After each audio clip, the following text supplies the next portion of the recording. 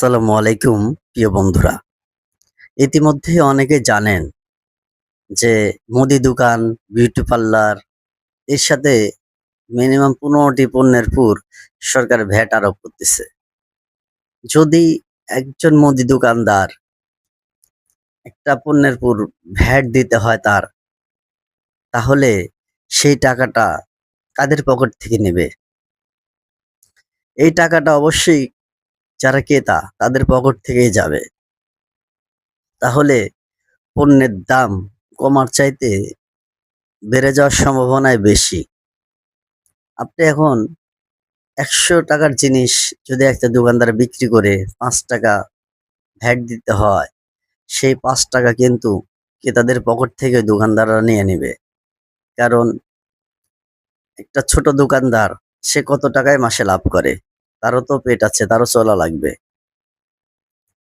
অতএব এটা আমার মনে হয় অযৌক্তিক। পণ্যের দাম কমার চাইতে বেড়ে যাওয়ার সম্ভাবনাই বেশি হবে। আর বিউটি পার্লার এটা হাই সোসাইটির ব্যাপার, বড়লোকদের ব্যাপার। সাধারণ মানুষ ওগুলা নিয়ে মাথা ঘামায় না, ওখানে যায় না। ওটার বিষয় নিয়ে আমাদের কথা বলার সময় নাই।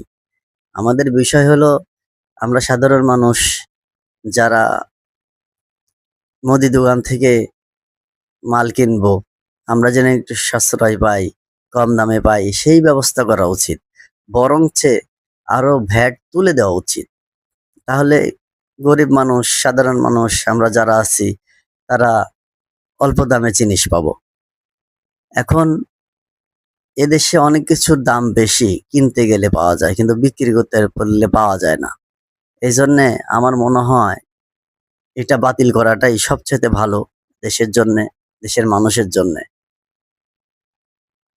আর বাদবাকি যেসব পণ্যগুলো আছে যদি সাধারণ মানুষের মধ্যে হয়ে থাকে তাহলে ওগুলাও বিবেচনা করা উচিত আমার মনে হয়। তাহলে সবার জন্যই ভালো।